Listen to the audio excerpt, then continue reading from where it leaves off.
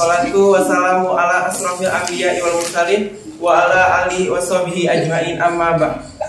Pak Guru pengajar bahasa Sunda anu dipika hormat simkuring sareng rencangan sadayana.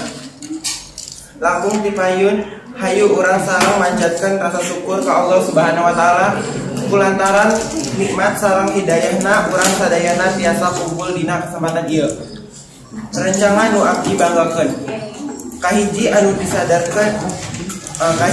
didasarkan di lingkungan teh tempat anu menggantungkan hidup abdi sadayana umat manusia. Jadi urang kudu ngajaga lingkungan sadayana. Dalam ngajaga kebersihan lingkungan, maka urang kudu tahu paribasa kebersihan nyaeta kahiji kaayaan nu aya lingkungan anu layak ditungguan.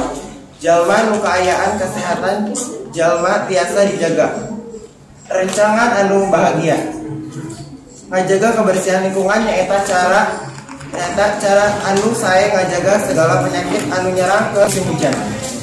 Ngajaga kebersihan ngangge diawiskeun kebersihan kelas abdi.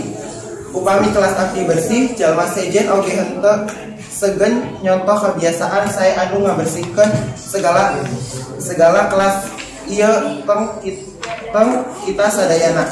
Sebagai murid dapat dampak anu positif nyaeta kegiatan ngajar mengajar jadi nyaman karena kelas abdi bersih. Wassalamualaikum warahmatullahi wabarakatuh.